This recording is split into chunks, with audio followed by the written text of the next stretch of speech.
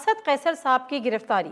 اسد قیصر صاحب پچھلے دنوں بڑے ایکٹیو تھے, مولانا فضل الرحمان صاحب سے ملاقات کے لیے بھی گئے, ادروائز بھی سن رہے تھے کہ وہ ادھر ادھر بات چیت کر رہے ہیں, چیزوں کو نیوٹرلائز کرنے کی کوشش کر رہے ہیں. اب جب ان کے اوپر جو گرفتاری ہوئی ہے اور پھر جو ان کے اوپر الزامات لگے ہیں وہ کرپشن کے حوالے سے کہ یہ چیز غائب ہو گئی تھی, یہاں پہ انہوں نے اختیارات سے تجاوز کیا, یہاں پہ انہوں نے خورد برد کی, کس حد تک یہ الزامات درست ہیں اور ان الزامات کے تحت یہ گرفتاری کو آپ کس طرح سے دیکھتے ہیں اس موقع پر؟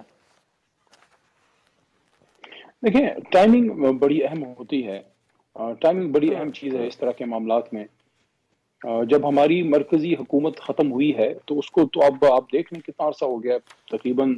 1.25 سال تقریباً شاید ہونے کو آئے ہیں. تو اب اچانک اگر محترم اسد قیصر صاحب کی کرپشن کسی کو یاد آئی ہے تو یہ تو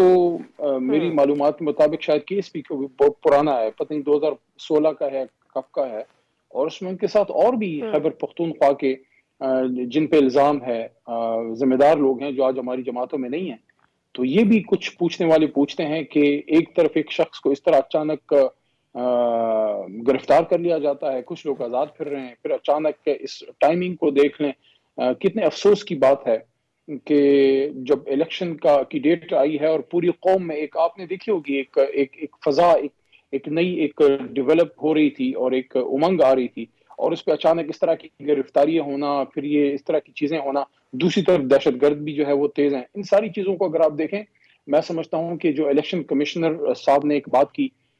کہ ان سے جو پوچھا گیا تحریک انصاف کے بارے میں, تو انہوں نے کہا کہ بھئی جہاں تک میں سمجھاؤں کہ بالکل تحریک انصاف ہوگی, یا جو انہوں نے الیکشن کے حوالے سے انیبلنگ یا انوائرمنٹ کی بات کی. جی, تو انیبلنگ انوائرمنٹ کے لیے تو ضروری ہے کہ اس وقت اس طرح کی چیزوں سے اعراض کیا جائے تاکہ ایک ماحول الیکشن کا بنے. اگر آپ ایک لیکن آپ کیا سمجھتے ہیں اگر یہ کیسز پرانے ہیں, اس سے ماحول بہتر تو نہیں ہوگا؟